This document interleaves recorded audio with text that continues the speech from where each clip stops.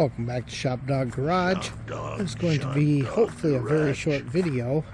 I spent some time last night and I think I got the clutch bled. There's a short about it. Unfortunately, for a very long time, I just kept fighting and fighting and fighting because I'm used to the clutch in this, which is quite a bit stiffer.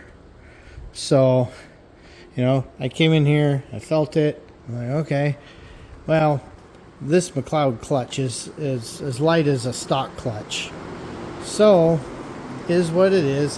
I think I got it bled.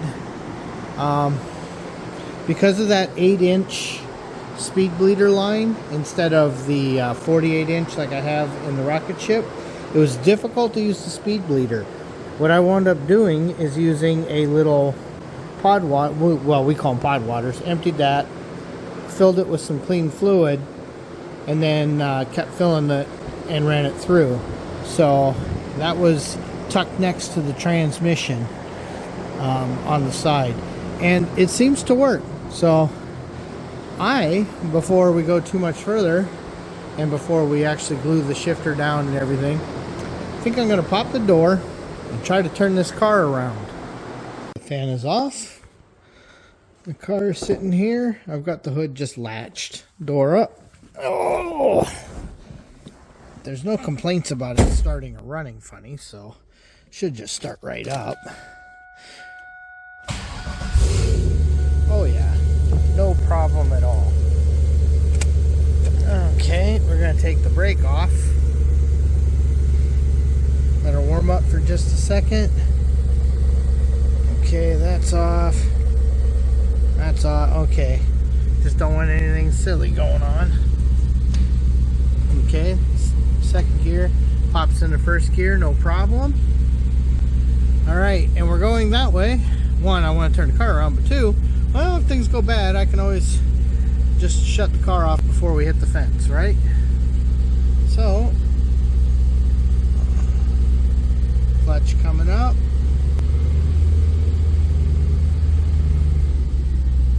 Okay, we got to ease her down the ramp a little here. Listening for any scraping on the. Okay. Obviously clutch is in, and we're in first. Sounds weird like that. Okay, so now I'm somewhere where I have no mechanical advantage. I'm in a little hill or a little valley.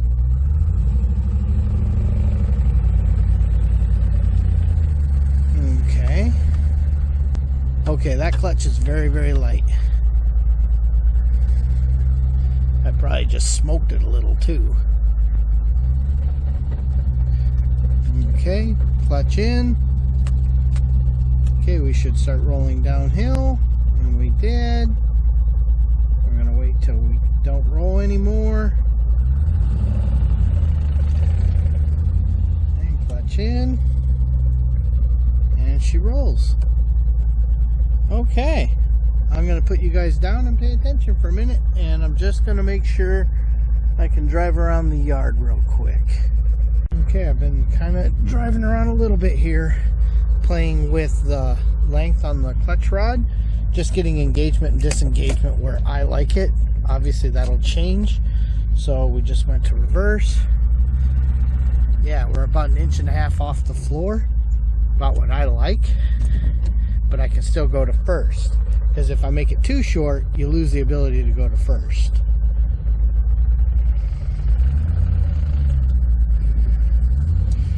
Okay. We're going to let her come up and clutch in. She rocks no problem. Brake is still working. Alright, I think I'm going to go ahead and throw her up on the lift. Well, that actually, no drama. No noise, no clunking, no sticking. Shifts fine. No burning. Nothing. We may actually have it. So that 325 shim worked. I did make 3 different adjustments. Moving the pedal a little closer. I like the disengagement on a T56 to be a lot closer to the floor than stock. So Okay, here's your brake height. Right here, you're just hitting the bearing. Right there, you're fully disengaged, engaged, disengaged, engaged. So that's the feel I prefer. One thing that's nice, it's adjustable. They can adjust it. But that's what I'm going to lock down for now. And we'll get this all put back together. Okay, I've locked down the clutch adjustment for now. And we'll get the shifter off and grab some RTV. I think we're going to be fine to seal it. And of course, no job is complete without a little RTV. Okay, we'll give that a couple minutes to set up before we pop her in. But you can see this is how we filled it. So you got drain back hole. So, looking pretty good. Really like how easy it is to get at everything once all that's removed. So, this car's pretty clean yet.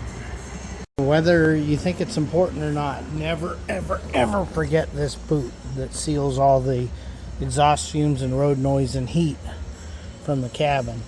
So this one happens to go in with these sheet metal screws. Just line up your holes. Don't go crazy, or you're going to be going to a larger screw. Okay, getting ready to pop the center portion in. And if you're called to do that, it's pretty easy to just pop that in, bolt the shifter on, and then you pop that little trim ring down. And then don't forget, you got to put these two 7mm bolts in before you do the coin holder. So yeah, this will be done here in just a couple minutes. This is pretty low drama. The only thing that's going to be less fun is that panel there. I always hate working on those because you have to reach around and do stuff and your other arm hits the side. These cars are so lean back and so slopey. Okay, the only thing left now is the under dash cover. I'll take care of that.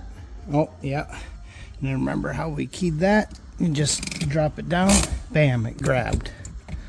It's a pretty good design, actually. There, parking brake engaged. Okay, before I bolt this up, you won't ever get another easy to see shot of that. So you can see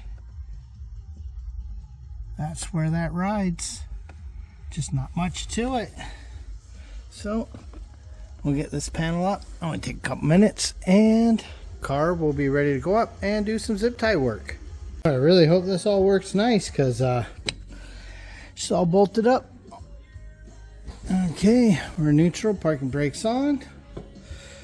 That's another nice thing. When you got a lift, why bend over? So we're going to pick her up, do some zip tie games under the undercarriage, and this project should be finished. Just like how all your brake bleeders always have a little cap, I'm going to throw a vacuum cap on that just to keep crap out of there. It gets pretty gross under a car. So that'll just make it so in the future, if you have to bleed it again, it's not as much work to clean it out. And with that, I think I'm going to go ahead and close this video out. I'm going to call it a success until, I'm proven otherwise. Look for a short in the future with an update. If there's a video in the future about this, well, things didn't go well. If it's a short, things went well and they're very happy. Went through, checked the level, put the little spacer in there, that little black spacer. It, helps keep oxygen out, but gives it room for the fluid to come back into. Did all my cleanup underneath. Been going around tidying up. Got a lot of cleanup yet, but wasn't that bad a project. Could have been so much worse. Oh yeah, I guess I should put the roof back on too. So we'll get that all done. Thanks for watching. Please like, comment, and subscribe. And I gotta say, all that tick stuff, once we figured it out, it worked perfect.